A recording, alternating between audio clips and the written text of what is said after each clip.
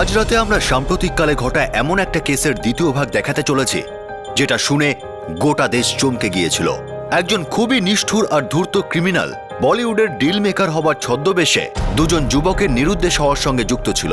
একজন অভিনেতা হতে চাইতো আর অন্যজন প্রডিউসার। কিন্তু কি হলো তাদের সাথে, আসুন দেখা যাক।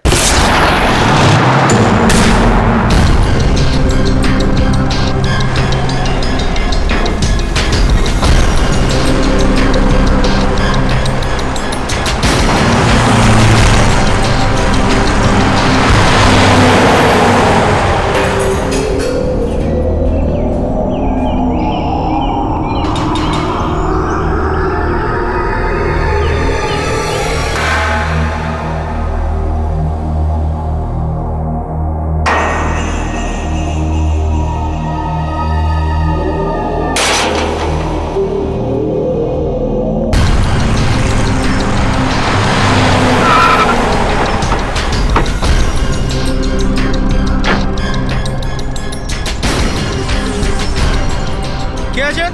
কে আপনারা? কোথা থেকে এসেছেন? পুলিশ। ভেতরে কে আছে? সাহেবেরা। স্যার, ওরা ভেতরেই আছে।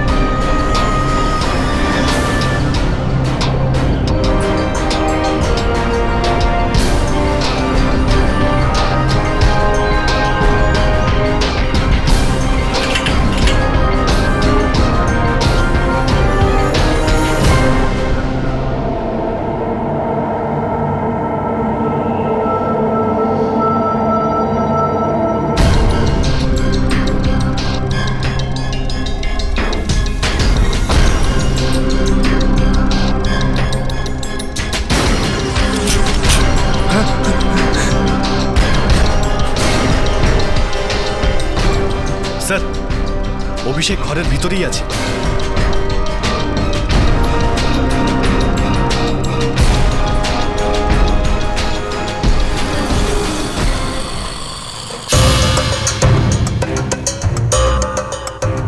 কি হয়েছে স্যার? স্যার স্যার এই চল। কোথায় নিয়ে যাচ্ছেন স্যার? আরে আরে আরে বলবেন তো স্যার, চল। প্লিজ।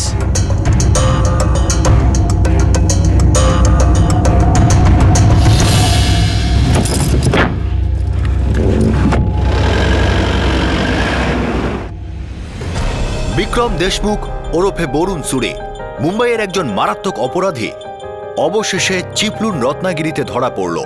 আর ওর সাথেই ওর সঙ্গী দেবেনও ধরা পড়ল। আর সেই সাথেই পুলিশ পেয়ে গেল অভিষেক বাত্রাকে। ড্রাগের নেশায় চুর অভিষেক বাত্রা এই কথাটা ঘুণাক্ষরেও টের পায়নি যে তার বাবাকে তারই বাড়িতে নির্দয়ভাবে খুন করা হয়, আর সেটাও সেই লোকেদের হাতে যাদেরও বিশেষ বন্ধু মনে করত। ক্রাইম ব্রাঞ্চের টিম এই সফল মিশনের পর মুম্বাইয়ের উদ্দেশ্যে রওনা হলো। কিন্তু মহারাষ্ট্রের পাহাড়ি এলাকার মতোই এই কেসটাতেও অনেক চড়াই উতরাই বাকি ছিল।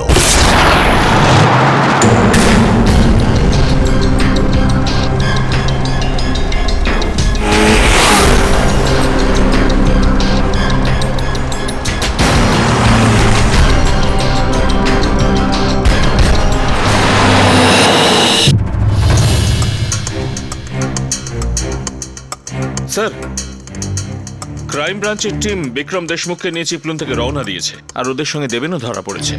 সঙ্গে অভিষেক বাত্রাও আছে। ঠিকঠাকই আছে, কিন্তু ওকে এটা বলা হয়নি যে ওর বাবার সঙ্গে ঠিক কি হয়েছে। যতক্ষণ না পর্যন্ত অভিষেক বাত্রাকে জিজ্ঞাসাবাদ করা হচ্ছে ততক্ষণ ও আমাদের সন্দেহের তালিকায় আছে। অর্জুন খুব ভালো কাজ করেছে। কখন পৌঁছাবে ও? স্যার, মিনিমাম 2-3 ঘন্টা লাগবে। এখন 1টা বাজে, 4:30-র মধ্যে পৌঁছানোর কথা। তাহলে তুমি 5টায় প্রেস কনফারেন্স রাখো, আর ওদের বলো সোজা কনফারেন্সে চলে আসতে আসামিদের নিয়ে।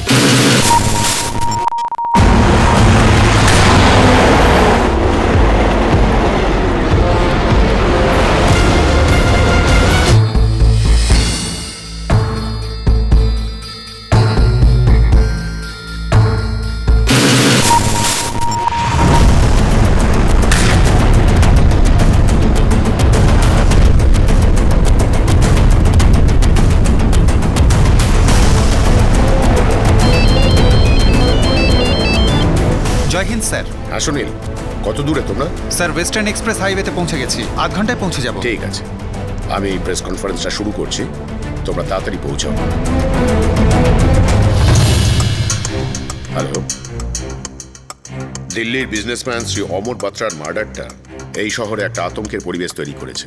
আমার এটা জানাতে খুব ভালো লাগছে যে এই কেসে ইনভলভ সমস্ত আসামিকে ক্রাইম ব্রাঞ্চ অ্যারেস্ট করেছে। ওই লোকগুলো কারা স্যার? শুনেছি কোনো বলিউড অ্যাক্ট্রেসও ইনভলভড আছে। মনিকা সুদ একজন স্ট্রাগলিং অ্যাক্ট্রেস। ওনার সঙ্গে এই কেসের কতটা ইনভলভমেন্ট আছে সেটা আমাদের জানতে হবে। আর ওর নকল ভাই বরুণ সুদ, ওই এই কেসটার মাস্টার মাইন্ড। আর তার সাথে ছিল সাহিল, যাকে আমরা আগেই অ্যারেস্ট করেছি, আর দেবেন, যাকে বরুণ সুরির সাথে চিপলুনে অ্যারেস্ট করা হয়েছে।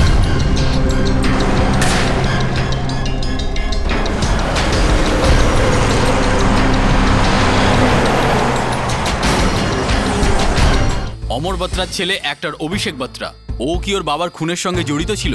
আপাতত আমরা শিওর নই।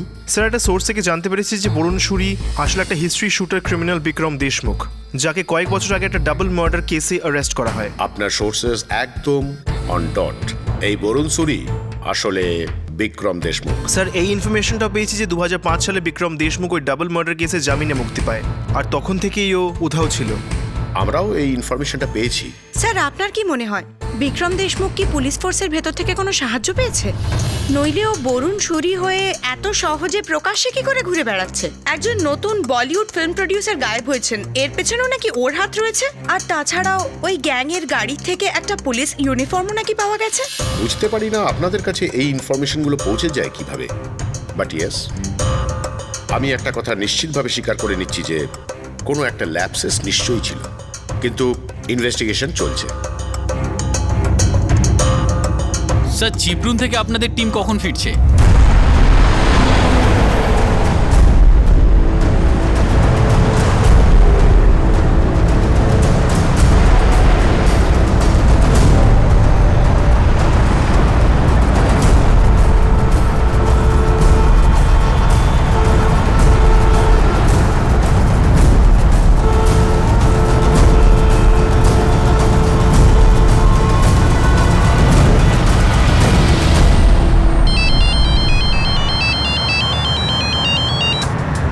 হ্যাঁ রানে, বলো। স্যার, আপনারা কোথায়? ট্রাফিক জ্যামে আটকে গেছি, ট্রাফিক খুললেই যাচ্ছি। প্রেস কনফারেন্স শুরু হয়ে গেছে স্যার, আপনাদের অপেক্ষায় রয়েছে। হ্যাঁ, আসছি।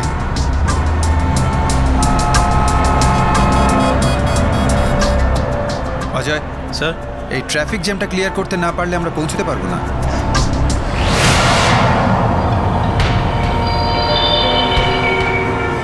গাড়িটা একটু চাপুন।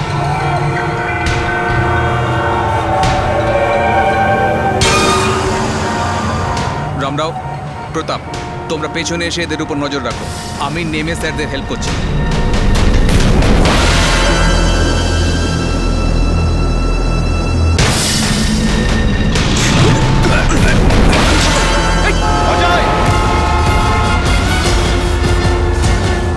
তোমরা বাইরে কেন বেরোলে?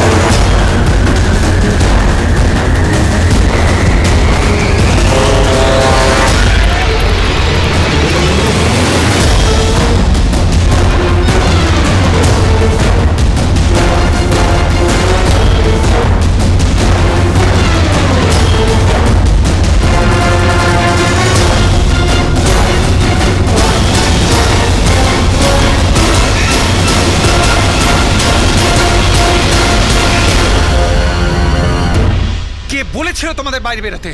সরি স্যার, আমি তো আপনাদের সাহায্য করতেই নিচে নেমেছি। কিন্তু ওর হাতে তো হাত করা পড়ানো ছিল, তাহলে ও পালালো কি করে? স্যার, গুরুনাথ স্যার আমাকে আর রামরাওকে পিছনে আসতে বললেন, তার মধ্যে দেশমুখ আচমকা পালিয়ে গেল, কিন্তু স্যার ওর হাতের হাত করা খোলা ছিল। স্যার, আপনি আমার প্রশ্নের উত্তর দিলেন না। বিক্রম দেশমুখ জামিনে মুক্তি পাওয়ার পর তাকে এক্সপান্ডার কভার কেন করা হয়? ওকে ধরার জন্য কি কি করা হয়েছিল?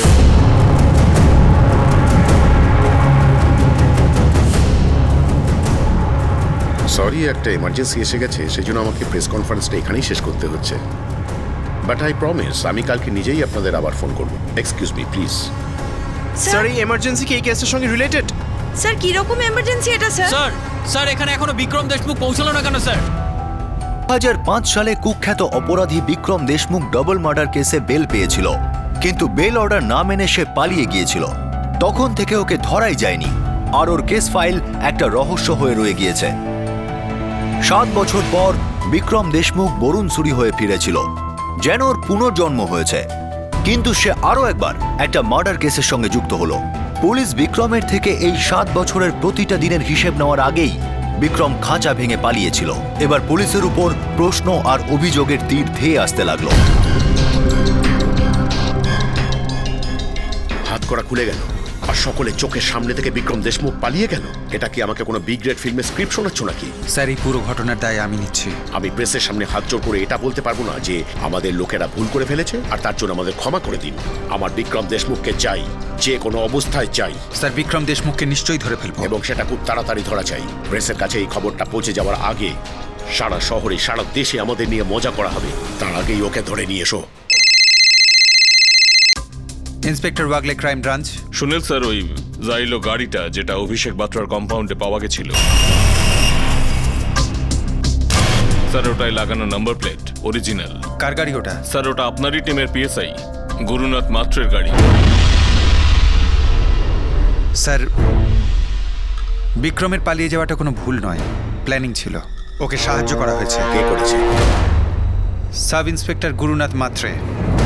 ওই জাইলো গাড়িটা আর ওতে পাওয়া ইউনিফর্মটা তোমারই ছিল। তুমিই বিক্রমের হ্যান্ডকাপটা খুলে ওকে পালাতে সাহায্য করেছিলে। ওকে আমি পরে দেখছি। অজয়, বাইরে নিয়ে যাও ওকে। স্যার সুনীল, যেভাবেই হোক দেশমুখকে চাই। পুলিশ ফোর্সের মধ্যে বিক্রমের একজন গুপ্তচর ছিল, যে প্রথম থেকেই বিক্রম দেশমুখকে সমানে সাহায্য করে আসছিল। এই পুলিশ অফিসারই কি বিক্রম দেশমুখের পুনর্জন্মের জন্য দায়ী ছিল? এর আশীর্বাদেই কি বিক্রম এত বছর ধরে বরুণ সুরি সেজে পুলিশের চোখে ক্রমাগত ধুলো দিয়ে আসছিল? মুম্বাই পুলিশের ক্রাইম ব্রাঞ্চের সম্মানের বাজি লেগেছিল। এখন প্রশ্নটা হলো, পরের দিনের খবরের কাগজের হেডলাইন ছাপার আগে বিক্রম দেশমুখ কি পুলিশের হেফাজতে আসবে নাকি না?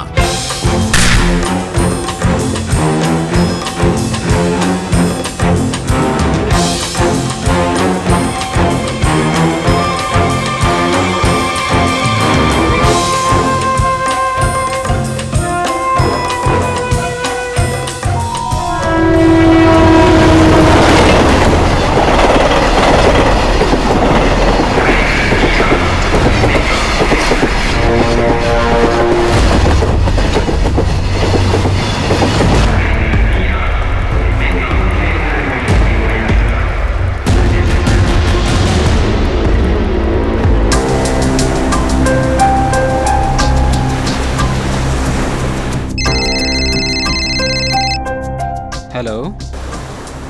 হ্যাঁ হ্যালো ঋষভ, বরুণ বলছি।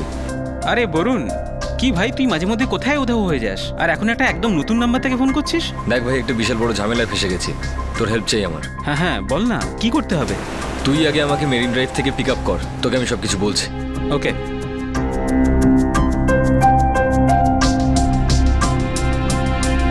স্যার এসব কি হচ্ছে? কিছুই বুঝতে পারছো না? না স্যার। তোমার বাবা তোমার ফ্ল্যাটে আসার পর তুমি কোথায় ছিলে? রাগ করে আমি বাড়ি থেকে বেরিয়ে গেছিলাম। অভিষেক, অভিষেক, টেবিলে সব কি? অভিষেক, তোমার এই 3 জন বন্ধু, এরা কে তুমি জানো? বরুণ সুরি মনিকার ভাই। ও প্রডিউসারদের জন্য প্রজেক্ট ডিজাইন করে, আর সাহিল আর দেবেন ওর পার্টনার্স। এর মানে হলো তুমি হয়তো কিছুই জানো না, বা হয়তো তুমি সব কিছুই জানো আর আমাকে বোকা বানাচ্ছ। না স্যার, সত্যি আমি এটুকুই জানি। এরা 3 জনই দাগি ক্রিমিনাল। যাই হোক, ফ্ল্যাট থেকে বেরিয়ে তুমি কোথায় গিয়েছিলে? বরুণ আমাকে বলেছিল যে ও আমাকে গোয়ার ক্যাসিনোতে নিয়ে যাবে, আর গোয়া যাওয়ার সময় আমরা একটু রিল্যাক্স করার জন্যে চিপলুনে দাঁড়িয়েছিলাম। চিপলুন ওই গোয়া রাস্তা দিয়ে পড়ে স্যার। ওখানে ওই বরুণের একটা ফার্ম হাউসও আছে। দেবেন আর সাহিল আমাদের সাথেই ছিল, কিন্তু ওদের একটা কাজ পড়ে যায়, তাই মুম্বাই ফিরে আসে। তুমি কি জানো ওদের মুম্বাইয়ে কি কাজ ছিল? ওরা মুম্বাই ফিরে তোমার ফ্ল্যাটে ঢুকে তোমার বাবার মার্ডার করেছে। আমার বাবাকে মার্ডার করেছে? আমার মা কোথায় স্যার? তোমার মা তোমার বাবার মৃতদেহ নিয়ে দিল্লি ফিরে গেছেন, আর হয়তো এতক্ষণে তার সৎকারও হয়ে গেছে। কিন্তু বলুন, এই রকমটা কেন করলো? ও কোনো বরুণ টরুণ না, ও একটা ভয়ঙ্কর ক্রিমিনাল। ওর নাম বিক্রম দেশমুখ। মনিকা তোমাকে মিথ্যে বলেছিল, ওর কোনো ভাইটাই নেই। মনিকাকে কতদিন ধরে চেনো? ও অনেক দিন ধরে স্যার, প্রায় 1-2 বছর ধরে। মনিকা আমার খুব ভালো বন্ধু স্যার। বলুন, ও ক্রিমিনাল বিক্রম দেশমুখ? আমি সত্যি বলছি স্যার, আমি জানি না বরুণ কোথায়। মনিকা, তুই যদি আর একবার বিক্রমকে বরুণ বলিস না, তোর এমন অবস্থা করব জীবনে আর তুই কখনো মিথ্যে বলতে পারবি না। আমি সত্যি বলছি। দেখ মনিকা, এমনিতেই আমার মাথা গরম হয়ে আছে। আজকের দিনটা শেষ হওয়ার আগেই বিক্রম দেশমুখকে আমি আমার কাস্টাডিতে চাই। দেখুন স্যার, আমি শুধু ওর বরুণ নামটাই জানি। এটা সত্যি যে ও আমার ভাইটাই কিছু নয়, ও আমার বয়ফ্রেন্ড। কয়েক বছর আগে একটা পার্টিতে আমাদের দেখা হয়, তখন আমার অবস্থা খুব খারাপ ছিল। মুম্বাইয়ে থাকাটা খুব কষ্টকর হয়ে যাচ্ছিল, বেঁচে থাকাই মুশকিল হয়ে যাচ্ছিল। আমি এটা জানতাম যে ওর একটা ক্রিমিনাল ব্যাকগ্রাউন্ড আছে, কিন্তু না আমি কিছু জানতে চেয়েছি, না ও আমায় কিছু বলেছে। তারপর থেকে আমরা একসঙ্গেই থাকতাম। আমি ভেবেছিলাম আমার ক্যারিয়ারের একটা কিছু হবে, কিন্তু কিচ্ছু হয়নি। এত খারাপ অ্যাক্টিং করলে কি করে তৈরি হবে ক্যারিয়ার? তোর থেকে তো ভালো অ্যাক্টিং রাস্তার ভিখারিরা করে। এই, চুপ চুপ। এবার বল, এই বিক্রম দেশমুখ মুম্বাইতে সবচেয়ে বেশি ভরসা কাকে করে? সাহায্যের জন্য ও কার কাছে যাবে? একজন আছে, ঋষভ পাধওয়া। বরুণ মানে আমি বলতে চাইছি বিক্রম ওর সাথে আমার পরিচয় করিয়েছিল। এই ঋষভ বর্মা কে আর কি করে? একজন বিজনেসম্যান। সেল নাম্বার দে।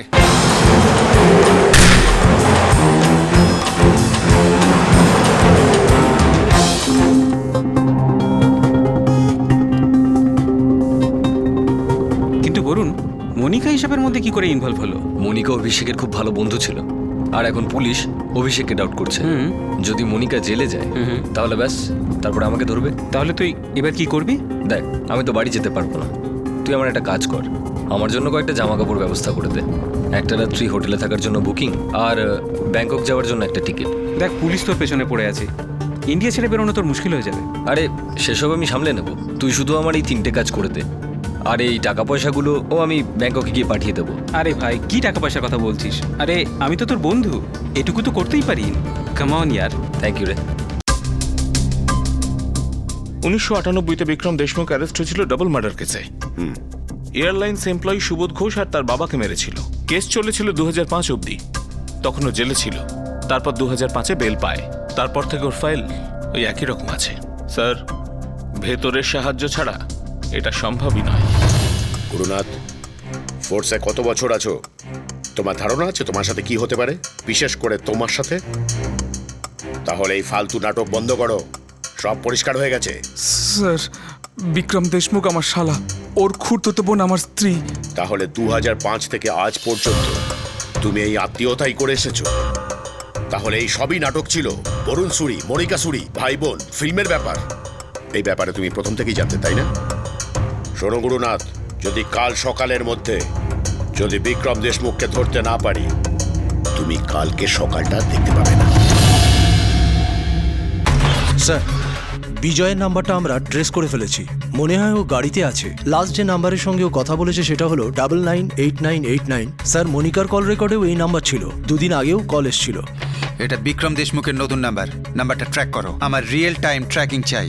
অলরেডি দেওয়া হয়েছে। কারেন্ট লোকেশন হলো কোলাবা। আমার এক্স্যাক্ট লোকেশনটা চাই Pratap. Yes sir. Sir, Abhishek Batra innocent মনে হচ্ছে। ও হয়তো জানতোই না যে ওর বাবার মার্ডার হতে চলেছে। তাছাড়াও গন কেস স্যার, ড্রাগসের নেশা একেবারে চুপ। সেই জন্যই তো ওরা এত সহজে অভিষেককে ফাঁসাতে পেরেছিল। আমি শুধু জানতে চাই অভিষেক বাত্রার কাছে এমন কি আছে যার জন্য ওরা ওকে ফাঁসিয়েছিল, ওর বাবাকে খুন করলো। একবার বিক্রম দেশমুখকে হাতে পেলে না, সব উত্তরগুলো পেয়ে যাব। আর ওই মিসিং প্রডিউসার জয় রাঠোর, ওর কেসটাও সলভ হয়ে যাবে। স্যার জয় আমাদের বলেছিল ও খুব শিগগিরই ফিল্মের শুটিং শুরু করতে যাচ্ছে, আর ওর দুই বন্ধু মনিকা সুরি আর বরুণ সুরি ওকে ফিল্ম বানানোতে সাহায্য করছে। স্যার আমাদের সন্দেহ ওদের ওপরেই। আমি ক্রাইম ব্রাঞ্চের টাচে আছি। দেখুন, এই কেসে কিছু একটা হচ্ছে। এই বরুণ সুরি কোনো সাধারণ চিটার নয়, কিন্তু আপনাদের একটু ধৈর্য ধরতে হবে। 1 মাস হয়ে গেল, এখনো আপনি বলছেন ধৈর্য ধরতে হবে? স্যার এই যে অ্যাক্ট্রেস মনিকা সুরি, এর ব্যাপারে আমরা পেপারে পড়েছি ও লোখান্ডওয়ালা কমপ্লেক্সে কোনো এক সিনিয়র সিটিজেনের হত্যার সঙ্গে যুক্ত। তখন থেকে ঘুমোতে পারছি না স্যার, জয়ের জন্য দুশ্চিন্তা আরও বাড়ছে। দেখুন, আমি আমার পক্ষ থেকে যথেষ্ট চেষ্টা করছি এবং করব। আপনারা জানেন না যে আমার ওপরও কিরকম প্রেশার আছে। ইন্সপেক্টর, একটা হারিয়ে যাওয়া ছেলের মায়ের ওপর কতটা প্রেশার থাকে সেটা ভেবে দেখুন।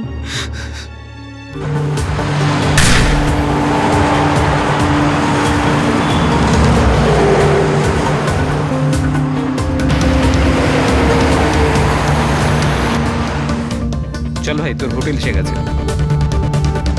ঋষভ, তোর ফোনটা পাবো? একটা ফোন করবো। আরে নিয়ে না, চল।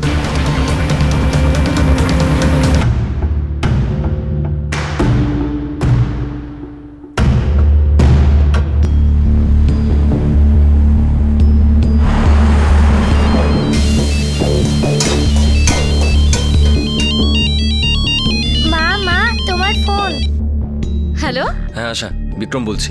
আরে বিক্রম, কোথায় আছিস তুই? আমি ভালো আছি। তুই একটা কাজ কর, আমার যে পাসপোর্টটা তোর কাছে আছে না, ওটা আমার চাই। তো ঠিক আছে না, তুই বাড়িতে এসে নিয়ে যা। না না, আমি যেতে পারবো না, তোকে আসতে হবে। আরে না রে, এখনো পর্যন্ত তোর জামাইবাবু বাড়ি ফেরেনি, আর গীতাও বাড়িতে একা আছে। আমি ওকে একা রেখে যেতে পারবো না। আশা, এক্ষুনি আসতে হবে না। জামাইবাবু আসার পরে রাত 10টা নাগাদ তুই বাড়ি থেকে বেরো। আর শোন, ফোর্ট সাইডে আসতে হবে তোকে। কেন? কি হচ্ছে ভিকি এসব? তুই আচ্ছা, তুই ঠিক আছিস? তুই কোনো ঝামেলায় জড়িয়ে পড়িসনি তো? আশা, যেটা বলছি সেটা কর না। আর এসব বড় বিজনেসের কথা তোকে পরে বুঝিয়ে বলবো আমি। শোন, তুই রেডি থাকিস, আমি তোকে আরেকবার ফোন করছি।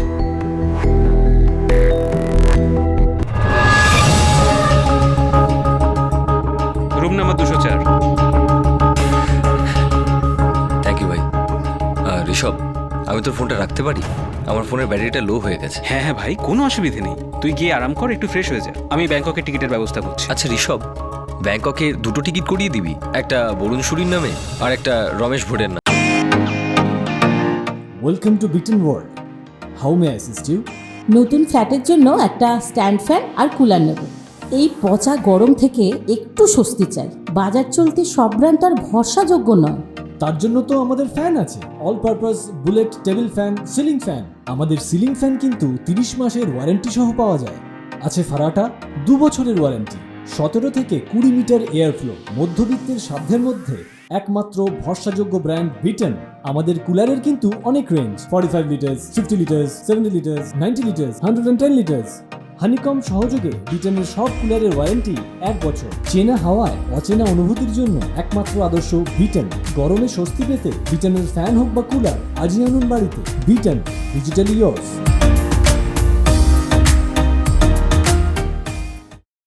সেটা কেন? সেফ থাকতে চাইছি ভাই। ওকে ব্রাদার, যেমনটা তুই চাস। Okay, thank you very much. Sir, Vikram দেশমুখের ফোন লাস্ট ওয়ারলিতে ট্র্যাক করা হয়েছে, তারপর থেকে phone dead sir. Shit, switch off করেছে বোধহয়। প্রতাপ, একটা কাজ করো, রেল স্টেশন, এয়ারপোর্ট আর সবকটা চেকপোস্টে রেড অ্যালার্ট জারি করো। 100% ও মুম্বাই ছেড়ে পালিয়ে যাওয়ার চেষ্টা করবে, কিন্তু আমাদের ওকে যে কোনো মূল্যে ধরতে হবে। স্যার, আমরা সবকিছু বলছি। স্যার, আমরা বিক্রমের সঙ্গে মাত্র 4 বছর আছি। স্যার, এই 4 বছরে আমরা যা যা করেছি আমরা একসঙ্গেই ছিলাম। স্যার, কিন্তু এখনো কোথায় আছে আমরা কিচ্ছু জানি না। স্যার বল। স্যার, ওর বাড়ি চিপলুনে, যেখান থেকে আপনি আমাদের ধরেছিলেন। ও প্রত্যেকবার কাজ শেষ হওয়ার পর চিপলুনে চলে যায় স্যার। চিপলুনে কোথায় আছে ও? স্যার, আমি চিপলুন পুলিশকে ইনফর্ম করে দিয়েছি ওদের ওপর নজর রাখতে। আমরা ওর মুম্বাইয়ের বাইরে যাওয়ার সমস্ত রাস্তা বন্ধ করে দিয়েছি, এয়ারপোর্টও। স্যার, বিক্রম মুম্বাইয়েরই কোনো একটা গর্তে লুকিয়ে আছে, কিন্তু আজ রাতে ও বেরোতে সাহস করবে না। কিন্তু কাল সকালের মধ্যে ওকে আমার কাস্টাডিতে চাই অজয়। আর হ্যাঁ, 2005-এর রেকর্ড আমি চেক করেছি, তখনও বেল পেয়ে নিজের চেহারাটা পাল্টে নিয়ে সহজেই পালিয়ে যেতে পেরেছিল। এবারে ও একই চেষ্টা করবে, কিন্তু আমরা সেটা হতে দেব না। একদিকে ক্রাইম ব্রাঞ্চ বিক্রমকে ধরার জন্য নিজের মাথা খুঁড়ে ফেলছিল, আর অন্যদিকে বিক্রম দেশ ছেড়ে পালাবার পুরো প্ল্যান করে ফেলেছিল। ডাবল মার্ডারের আসামি এখন আরও একটা খুন করে আইনের হাত থেকে পালাচ্ছিল। ওর বিরুদ্ধে আরেকজনকে উধাও করার অভিযোগও ছিল। পুলিশ আর বিক্রম দেশমুখের মধ্যে এবার ইঁদুর বেড়ালের খেলা শুরু হয়ে যায়, আর রাত বাড়ার সঙ্গে সঙ্গে তার তীব্রতা আরও বেড়ে যায়। বিক্রম কয়েক ঘন্টা আগে পুলিশ স্কোয়াডের চোখে ধুলো দিয়ে পালিয়েছিল।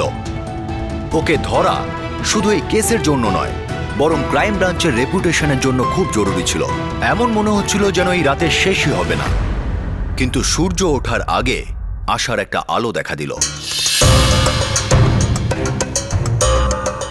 2005-এ যখন ও জামিন ভেঙে পালালো তখন ওর চেহারা বদলে ফেলেছিল। আর তুমিও ওর এই ফাইলটা সব ফাইলের তলায় চালান করে দিয়েছিলে।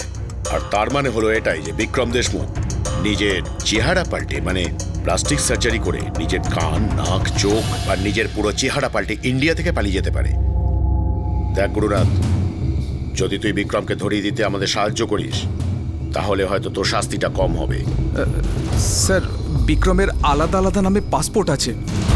এখন তো আমার সঙ্গে যোগাযোগ করতে পারছে না, তাই ওর বোন আশার সঙ্গে হয়তো যোগাযোগ করেছে, কারণ ওই একটা পাসপোর্টও ওর কাছেই রাখে। সুনীলকে ইনফর্ম করো।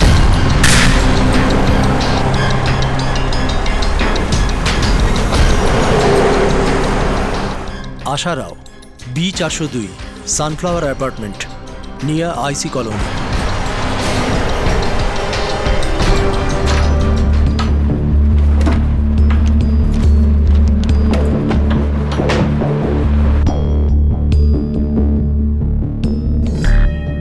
ও এত রাতে তোমাকে ডেকেছে কেন?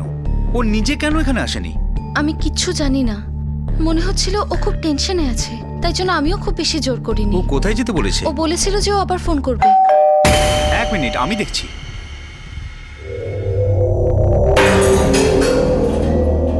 আশা রাও।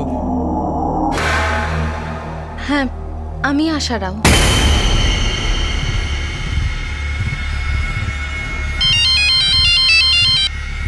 হ্যালো। হ্যাঁ আশা, তুই রেডি আছিস তো?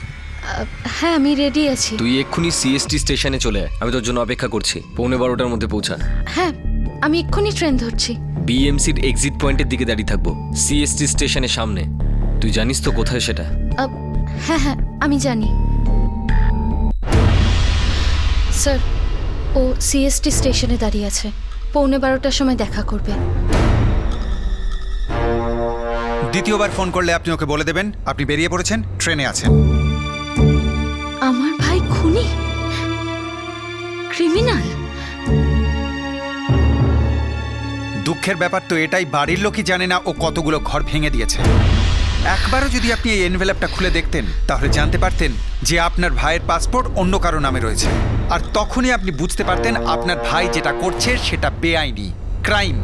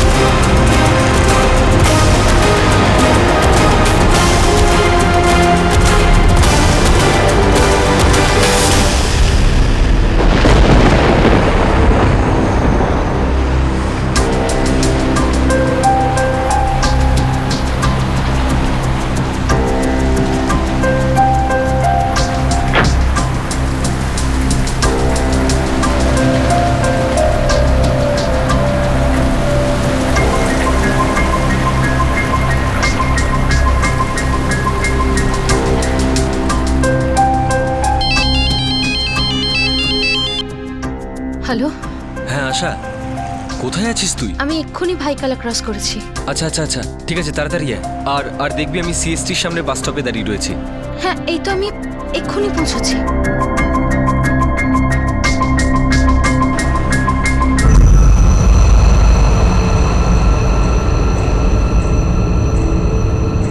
ভাইখোলা স্টেশন পার করেছে আর ট্রেনের আওয়াজও এলো না।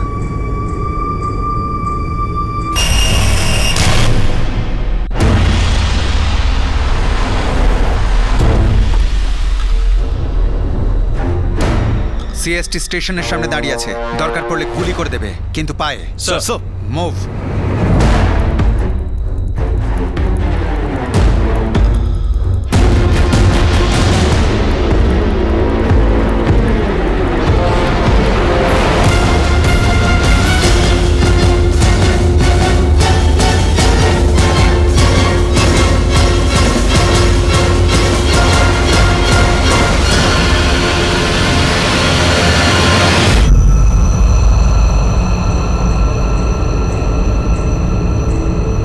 ওই যে ওখানে।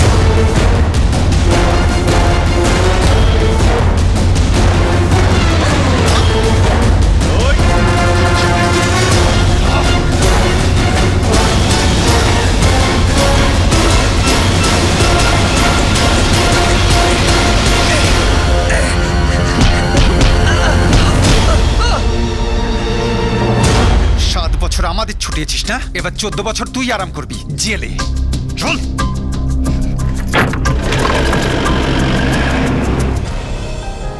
বিকেল 5টায় বিক্রম দেশমুখ ক্রাইম ব্রাঞ্চের হাত থেকে পালিয়েছিল, আর রাত 11:45 ওকে ফের ক্রাইম ব্রাঞ্চ গ্রেপ্তার করল।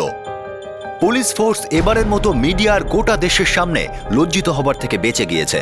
এই অপারেশন বিদ্যুৎ গতিতে করা হয়েছিল। এখন পুলিশ ফোর্স বিক্রম দেশমুখের অপরাধের ঝাঁপি খোলার জন্য উন্মুখ হয়েছিল। প্রতিটা অফিসার এটা জানতে চাইছিল যে বিক্রম দেশমুখ গত 7 বছর কোথায় ছিল আর কি করছিল। কালকের এপিসোডে আমরা দেখব যে অমর বাত্রার খুন কেন হয়েছিল, আর তার সাথে এটাও জানবো যে জয় রাঠোর নিরুদ্দেশ হয়ে যাওয়ার পিছনের কারণটা ঠিক কি ছিল। কাল 1 জুলাই 2012 রবিবার ক্রাইম পেট্রোল দস্তক কাল রাতেও রাত 11টায় টেলিকাস্ট হবে। আমরা আপনাদের এটা জানাতে চাই যে ক্রাইম পেট্রোল দস্তক এখন থেকে সপ্তাহে 3টে নতুন এপিসোড টেলিকাস্ট করবে, শুক্রবার, শনিবার আর রবিবার। মনে রাখবেন, রাত 11টায়। রবিবার রাত্রের আমাদের প্রথম টেলিকাস্ট হবে কাল, যেখানে আমরা ভয়ঙ্কর বিক্রম দেশমুখের কুকীর্তির রহস্য উন্মোচন করব।